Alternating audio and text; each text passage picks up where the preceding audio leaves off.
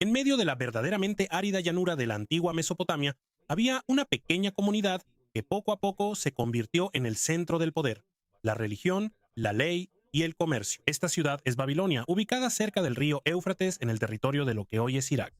Babilonia no se convirtió de inmediato en una gran ciudad. Antes de ser conocida por sus grandes templos, altas murallas y poderosos reyes, solo era un pequeño pueblo rodeado de ciudades más antiguas y más influyentes. Ya había una comunidad en el lugar de Babilonia a finales del cuarto milenio antes de Cristo, pero se sabe poco sobre su primera etapa. El nombre de Babilonia solo apareció en los registros escritos durante la época de la decadencia del Imperio Acadio, un vasto reino fundado por Sargón el Grande. El nombre de la ciudad proviene del acadio Bab Ilim, que comúnmente se entiende como Puerta de Dios. Los escribas también usaron el nombre equivalente en sumerio, Kadingira. Con el paso del tiempo, en griego se le llamó Babilonia. En esa época, Babilonia aún no era un centro importante, solo era una pequeña ciudad bajo reinos más grandes. Cuando cayó el imperio acadio, el lugar pasó a estar bajo la tercera dinastía de Ur, un estado que gobernó gran parte del sur de Mesopotamia. Bajo los reyes de Ur, Babilonia se utilizó como un centro provincial. Había funcionarios que administraban los impuestos, la tierra, los trabajadores y la producción.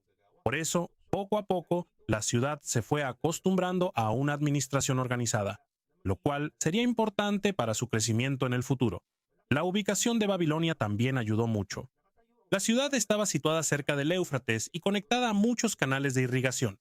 Estos canales llevaban aguas a los campos y servían como rutas para barcos, productos y personas. Babilonia también estaba cerca de las rutas que conectaban el sur de Mesopotamia con las regiones del norte.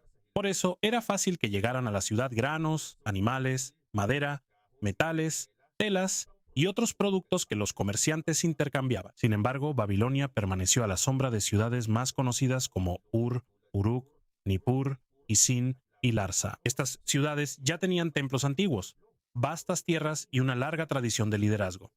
La situación cambió cuando cayó la tercera dinastía de Ur a finales del siglo XXI a.C. El reino se debilitó debido a los disturbios internos, escasez de alimentos, la entrada de los amorreos y los ataques de Elam desde el este. En el año 2004 a.C., el ejército de Elam atacó la ciudad de Ur. El antiguo centro de poder cayó y Mesopotamia se dividió en muchos pequeños reinos. Entre los que lucharon por el control estaban Isin y Larsa en el sur, Eshnuna en el este, Mari en la parte central del Éufrates y Asiria en el norte. Estos reinos competían por la tierra fértil, los canales, las rutas de los canales, el comercio y las ciudades importantes. En medio de este caos, Babilonia tuvo la oportunidad de independizarse. En el año 1894 a.C., un líder amorreo llamado Sumu Abum es comúnmente considerado como el fundador de la primera dinastía de Babilonia. Los amorreos eran grupos que hablaban lenguas semíticas y que durante mucho tiempo se trasladaron y establecieron en diferentes partes de Mesopotamia. El territorio de Babilonia aún no era extenso bajo el mando de Sumu Abum. Los reinos vecinos seguían siendo más poderosos. Sin embargo, la ciudad logró mantener su propio gobierno y poco a poco, los reyes que le siguieron expandieron su control sobre las ciudades y campos cercanos. El cambio más grande llegó en el año 1792 a.C., cuando Hammurabi se convirtió en rey. Hammurabi fue el sexto gobernante de la primera dinastía de Babilonia. Cuando subió al trono, su reino aún no era un imperio. Babilonia era solo uno de los muchos estados gobernados por dinastías amorritas. Larsa controlaba gran parte del sur de Mesopotamia. Eshnuna era poderosa en el este, mientras que Mari era un importante centro comercial en el Éufrates.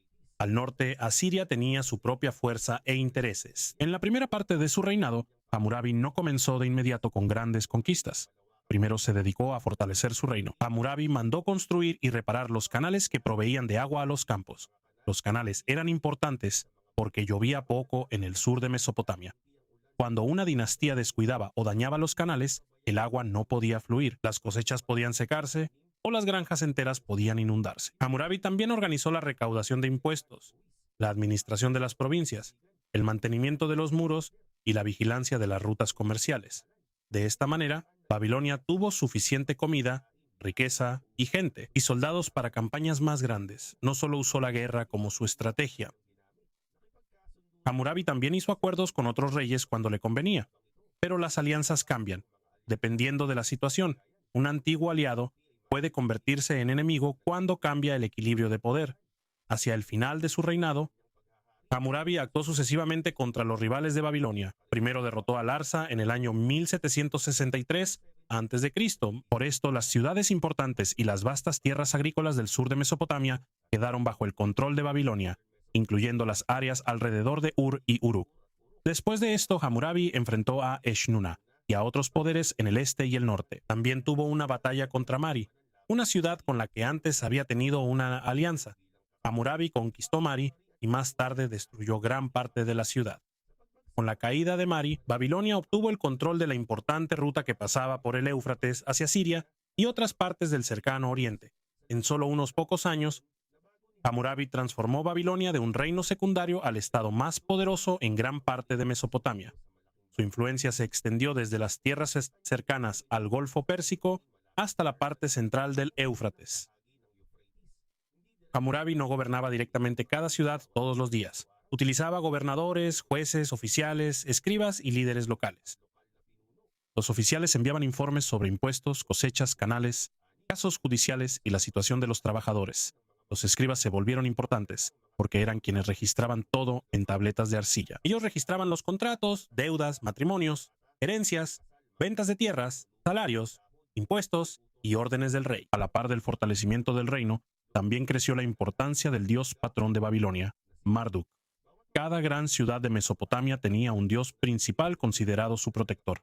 A medida que Babilonia se fortalecía, también aumentaba la posición de Marduk en la religión de la región. Marduk no se convirtió inmediatamente en el dios supremo en todas las tradiciones. Sin embargo, el éxito de Babilonia le dio a su culto una influencia mucho más amplia. En los tiempos posteriores, Marduk sería reconocido como el dios principal de la religión babilónica. Los reyes también utilizaban la religión para justificar su derecho a gobernar. Se muestra a Hammurabi como un líder elegido por los dioses para mantener el orden, proteger el reino y brindar justicia. Hammurabi es más conocido por su colección de leyes grabadas en un gran monumento de piedra. Esta no fuese el primer código de leyes de la historia, ya que existen colecciones de leyes más antiguas provenientes de Mesopotamia, pero es uno de los textos legales antiguos más largos y completos que han sobrevivido. Las leyes abarcan deudas, tierras, comercio, familia, matrimonio, trabajo, salarios, lesiones, robos y otros conflictos. Las leyes también muestran que no todos eran tratados por igual. A menudo aparecen en las leyes tres estatus legales: el Awilum, el Muskenum y el Wardum. El Awilum es una persona libre con plenos derechos legales. Esto puede incluir a los propietarios de tierras, funcionarios y comerciantes ricos, soldados y otros miembros reconocidos de la sociedad. El Muskenum también es una persona libre, pero su estatus y protección bajo la ley son diferentes. No siempre es clara la posición exacta de cada Muskenum, pero a menudo se les asocia con personas que dependen del palacio o que trabajan en tierras controladas por el rey. Wardum es el término para un esclavo varón, mientras que Amtum es el término común para una mujer esclava. Una persona puede convertirse en esclava por haber sido capturada en la guerra, deudas, nacimiento en una familia de esclavos u otras circunstancias reconocidas por la ley. Los esclavos eran considerados propiedad y podían ser vendidos o transferidos a otro dueño. Sin embargo, su situación era más complicada que simplemente decir que no tenían ningún derecho. Algunos esclavos podían casarse, tener negocios, podían ahorrar y comprar su libertad. También había leyes sobre la fuga, la liberación y los hijos de los esclavos. Sin embargo, su estatus seguía siendo muy bajo. Cuando un esclavo resultaba herido, a menudo la compensación o el castigo se basaba en la pérdida o el daño sufrido por su amo. Tampoco el castigo era igual para todas las personas. El castigo podía variar dependiendo del estatus de la víctima y del que cometía la falta.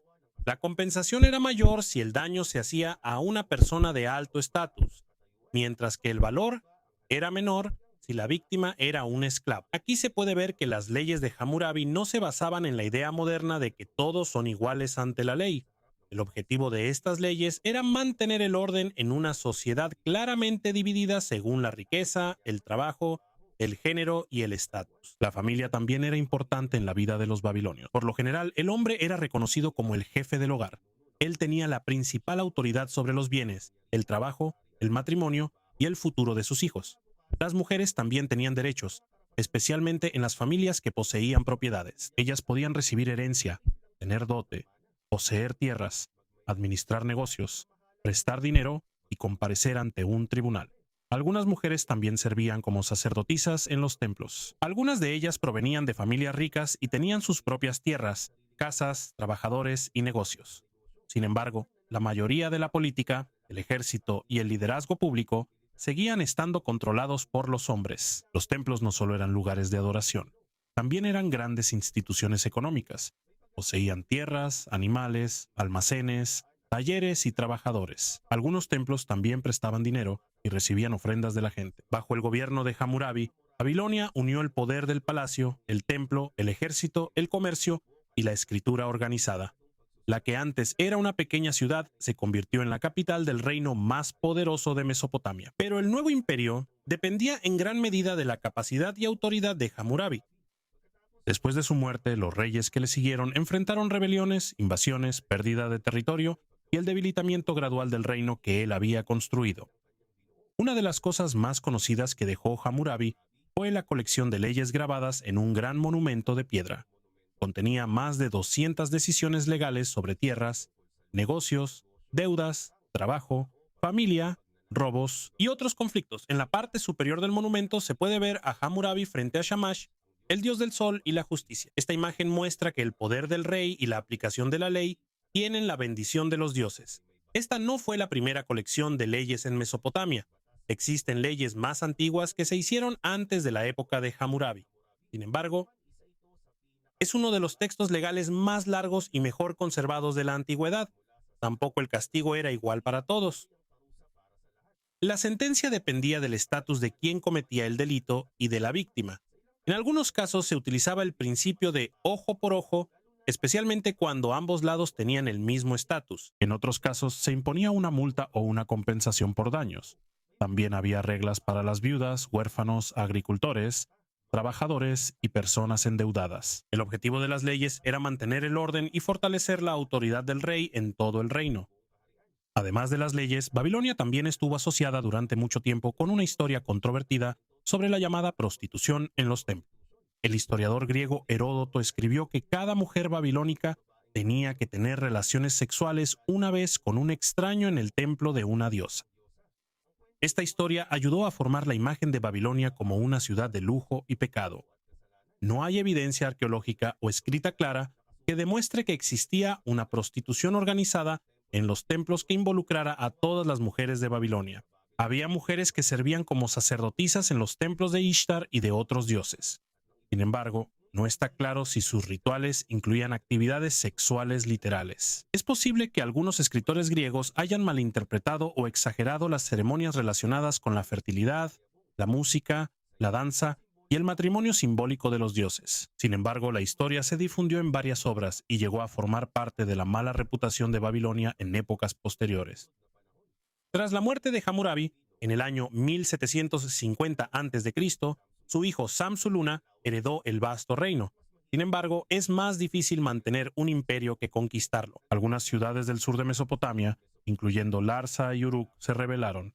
Debido a las guerras y los levantamientos, Babilonia perdió gran parte del sur.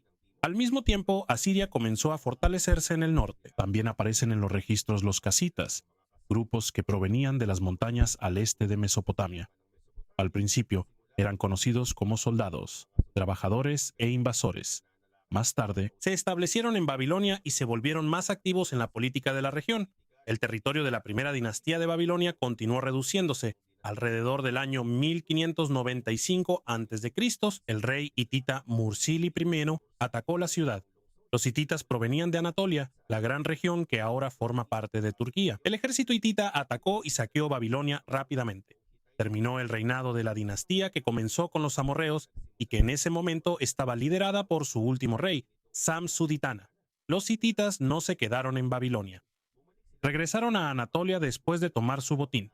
La falta de un gobierno estable que dejaron permitió a los casitas tomar el control de Babilonia. En lugar de eliminar la cultura de la ciudad, los reyes casitas adoptaron el idioma acadio, la religión y la forma de gobierno de los babilonios. Reconstruyeron los templos y apoyaron la adoración a Marduk. Con el paso del tiempo, los casitas también se convirtieron en parte de la cultura babilónica. Su dinastía fue la que gobernó Babilonia por más tiempo y duró más de 400 años.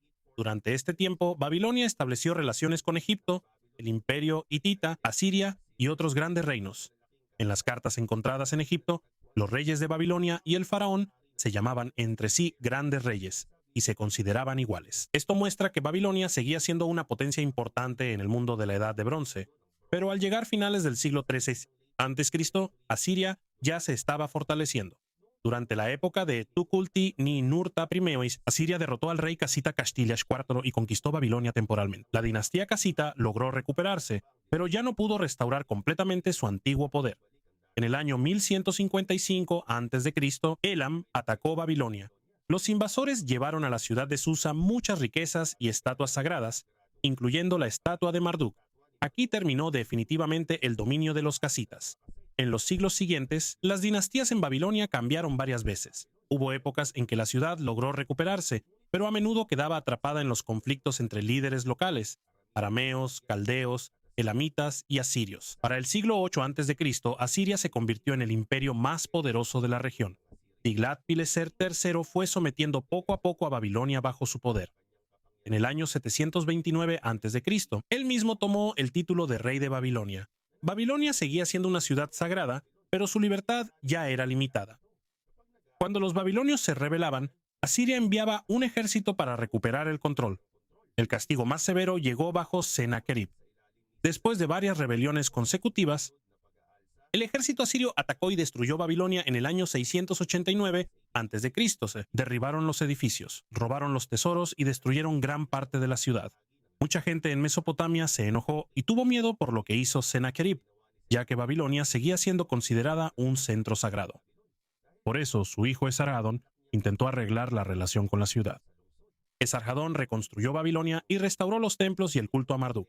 Antes de morir, puso a su hijo Ashurbanipal como rey de Asiria, mientras que a otro de sus hijos, Shamash-Shum-Shumukin, lo hizo rey de Babilonia. Parece que los dos hermanos eran iguales, pero Asiria seguía controlando el ejército, el dinero y las decisiones importantes.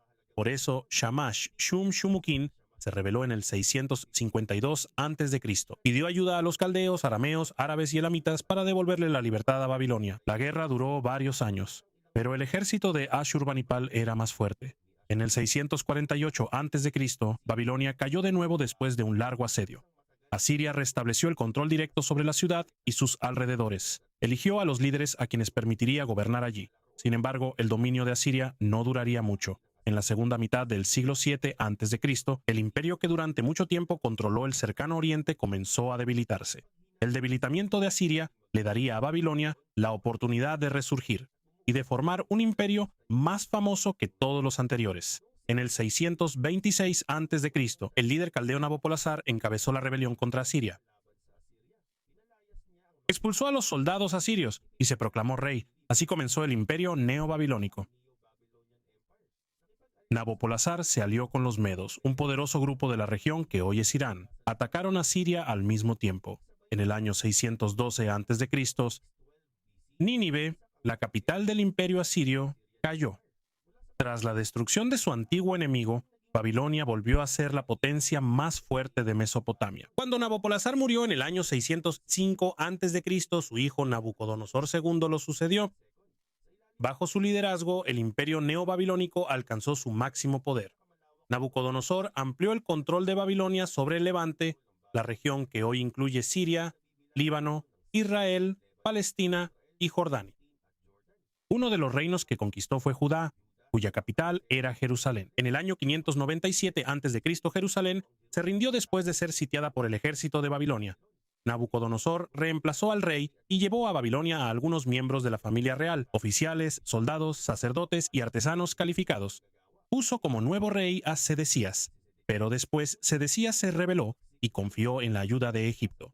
Babilonia volvió a sitiar Jerusalén. En el año 587 o 586 a.C., la ciudad cayó. El templo y el palacio fueron incendiados, los muros derribados y muchos más residentes fueron llevados al exilio. Este evento es conocido en la tradición judía como el exilio babilónico. Esto tuvo un gran impacto en su historia, religión e identidad como pueblo. Mientras Nabucodonosor expandía el imperio, también transformó la propia ciudad de Babilonia. Mandó construir templos, palacios, caminos, canales y murallas sólidas. Gracias a estos extensos programas, Babilonia se convirtió en una de las ciudades más grandes y lujosas del mundo antiguo. Una de sus entradas más famosas es la Puerta de Ishtar, que estaba cubierta con ladrillos vidriados de un azul intenso y decorada con imágenes de leones, toros y dragones extraños. Desde la puerta, la vía procesional conducía hacia el centro religioso de la ciudad. Allí también se encontraba el Esagila, el templo principal de Marduk. Cerca de este estaba el Etemenanki, un enorme sigurat o templo de varios niveles. Muchos estudiosos relacionan esto con el origen de la historia sobre la Torre de Babel, aunque no se puede probar directamente que se refiera a un solo edificio. También se asocian a Nabucodonosor los jardines colgantes de Babilonia, que forman parte de las 7 maravillas del mundo antiguo. Según relatos posteriores, el rey mandó construir el jardín para su esposa, quien extrañaba las verdes montañas de su lugar de origen, pero aún no hay evidencia arqueológica clara que demuestre que los jardines colgantes se encontraban en Babilonia. Tampoco hay una mención clara de ellos en las inscripciones restantes de Nabucodonosor. Por eso, algunos investigadores sospechan que tal vez no estaban allí.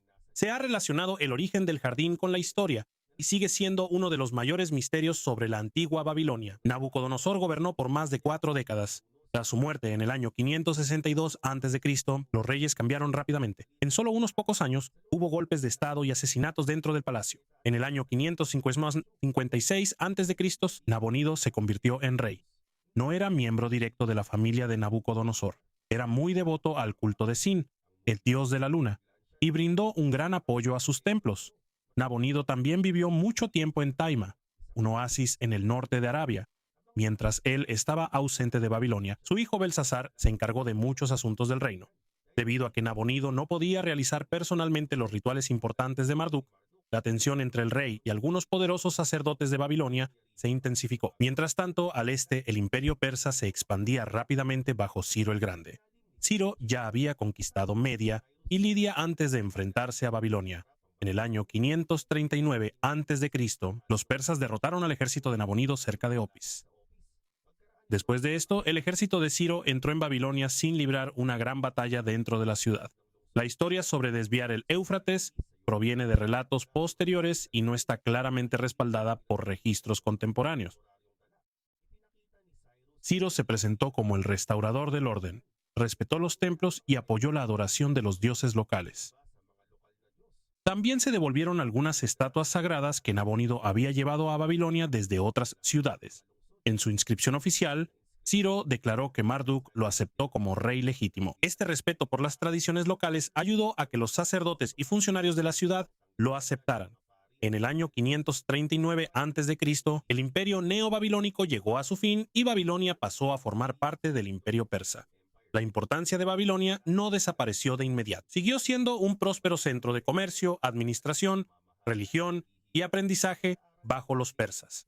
Sin embargo, ya no era el principal centro de poder de todo el imperio. En el año 331 a.C., Alejandro Magno derrotó al rey persa Darío III. Alejandro fue recibido en Babilonia y respetó las tradiciones locales. Planeó reconstruir algunos templos y convertir la ciudad en un importante centro de su vasto imperio. Sin embargo, los grandes planes de Alejandro no se realizaron. En el año 323 a.C., murió en Babilonia a la edad de 32 años. Después de esto, sus generales pelearon por las tierras que había conquistado.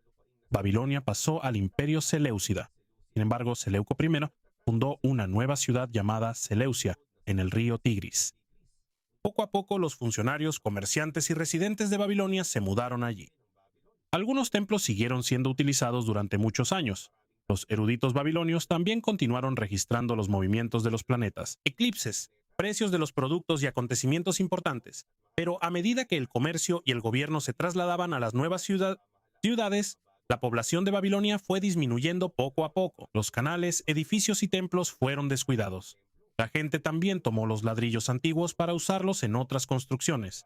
Babilonia no desapareció de la noche a la mañana. Fue decayendo poco a poco durante muchos siglos hasta quedar en ruinas, en una vasta zona de ruinas. Sin embargo, su nombre no murió por completo.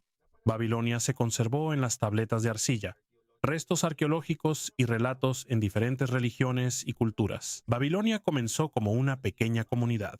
Se convirtió en la capital de reyes, hogar de grandes templos, centro de leyes y conocimiento, y símbolo de poder. Pero su historia también mostró que incluso la ciudad más rica y fuerte puede debilitarse cuando el comercio se traslada a otro lugar.